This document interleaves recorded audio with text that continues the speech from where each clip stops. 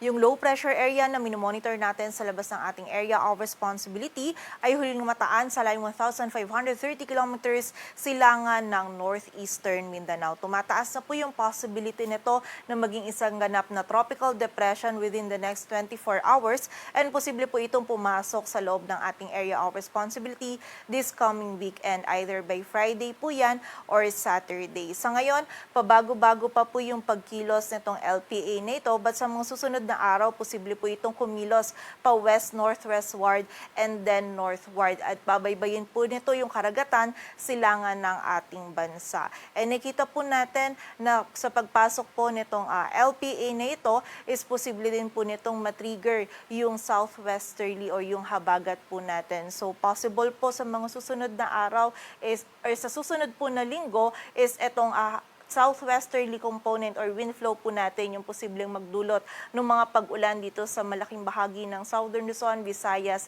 at Mindanao, lalong-lalo na po dito sa may western section nito. Though malayo pa po ito, so posible pang magbago, kaya patuloy na magantabay pa rin sa updates na ipapalabas ng Pag-asa. And again, sa ngayon po, nasa labas pa itong low pressure area na minomonitor natin, but yung trough or extension nito ay nagdudulot pa rin ng mga pag-ulan dito sa may eastern section ng Mindanao, partikular na po yan dito sa may Caraga, Davao Region at ilang bahagi pa ng Northern Mindanao. While dito naman sa mga kaulapan dito sa area ng Palawan, ito po ay associated with southwesterly wind flow, kung saan ito pong southwesterly wind flow yung magdudulot naman ng mga scattered ng mga pagulan dito sa Palawan, maging sa Zamboanga Peninsula, Barm, Sorsogon, Lanao del Norte at Misamis Occidental. Possible po paminsan hanggang sa malalakas yung mga pag-ulan na ating mararanasan, kaya doble ingat pa rin sa banta ng mga pagbaha at pagguho ng lupa. While dito naman po sa Metro Manila at nalalabing bahagi ng ating bansa, bahagyang maulap hanggang sa maulap yung ating kalangitan. Kung meron tayong mga pag-ulan na mararanasan, mostly mga isolated o mga biglaang pag-ulan, pagkilat at pagkulog-dulot ng easterlies at ng mga localized thunderstorms. Para naman sa maging lagay ng ating panahon, bukas araw ng Martes, patuloy pa rin na magiging bahagyang maulap hanggang sa maulap yung ating kalangitan dito sa Metro Manila, maging sa nalalabing bahagi pa po ng Luzon, except for the area of Palawan. Magiging mainit at maalinsangan pa din yung ating panahon at pagsapit po ng hapon at gabi, nandun na yung possibility ng mga biglaang pag-ulan, pagkilat at pagkulog na dulot pa rin po ng mga localized thunderstorms. Agwat po ng temperatura dito sa Metro Manila ay mula 26 to 35 degrees Celsius. Sa Baguio City ay 18 to 27. Dito naman sa area ng Tagaytay at Lawag, yung maximum temperature maaaring umabot hanggang 33 degrees Celsius. Sa Legazpi ay 34 at sa Tuguegarao naman ay 39 degrees Celsius. While dito naman sa area ng Palawan, maging sa buong bahagi ng Mindanao, patuloy pa rin pong magiging maulap yung ating kalangitan. For the area of Palawan, Zamboanga Peninsula, Barm, Sorsogon, Lanao del Norte at Misamis Occidental, magiging mataas pa rin po yung possibility ng mga scattered ng mga pag-ulan, pagkidlat at pagkulog, dala pa rin po ito ng southwesterly wind flow. While for the rest of Mindanao naman, posible din yung mga pag-ulan, though less na po kumpara ng mga nakaraang araw, but still may mga pag-ulan pa rin po tayong mararanasan at magiging maulap pa din yung kalangitan, dala naman po ng trough ng low pressure area. And dito naman sa area ng Visayas, bahagyang maulap hanggang sa maulap po yung ating kalangitan.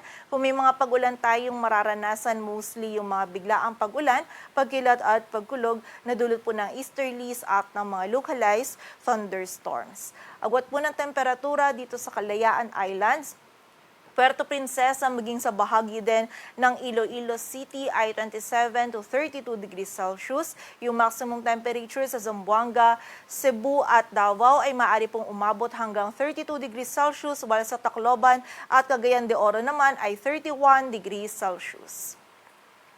Sa lagay ng dagat baybayin ng ating bansa, wala tayong nakataas na gale warning, kaya malaya makapalaot yung mga kababayan nating mga isda, pati na rin yung may mga maliliit na sasakyang pandagat. At para naman sa 3-day outlook ng mga key cities ng ating bansa, from Wednesday to Friday dito sa Metro Manila, maging sa buong area po or malaking bahagi pa ng Luzon, kasama na dyan etong Baguio City at Legazpi City, bahagyang maulap hanggang sa maulap pa rin po yung ating kalangitan. Patuloy pa din na magiging mainit at maalinsangan yung ating panahon, kaya hanggat maaari, limitahan pa rin yung ating mga outdoor activities, ugaliin pa rin po natin yung pag-inom ng tubig at huwag kalilimutan yung mga pananggalang natin sa direktang init ng araw. Ngunit pagsapit po ng hapon at gabi, tumataas na yung possibility ng mga biglaang pag-ulan, pagkilat at pagkulog na dulot pa rin ng mga localized thunderstorms. Agwat po ng temperatura sa Metro Manila ay mula 25 to 35 degrees Celsius, sa Baguio City ay 18 to 26 at sa Legazpi City naman ay 26 to 34 degrees Celsius. Dito naman sa bahagi ng Metro Cebu, Iloilo City at Tacloban City, kung meron po tayong mga pag-ulan din na mararanasan, mostly yung mga biglaang pag-ulan din po, dala ng easterlies at ng mga localized thunderstorms. Agwat po ng temperatura sa Metro Cebu ay mula 26 to 33 degrees Celsius, sa Iloilo City ay 26 to 33 degrees Celsius, while sa area naman ng Tacloban City ay 26 to 32 degrees Celsius.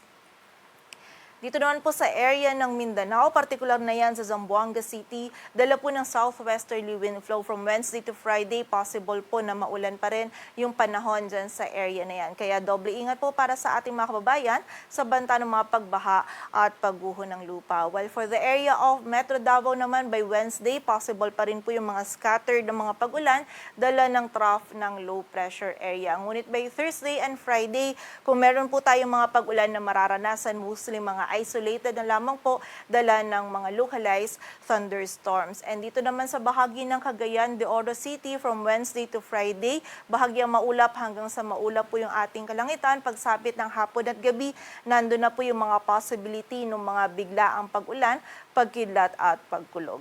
Agwat po ng temperatura sa Metro Davao ay mula 25 to 33 degrees Celsius, sa Cagayan de Oro City ay 25 to 32, at sa Zamboanga City naman ay 24 to 32 degrees Celsius.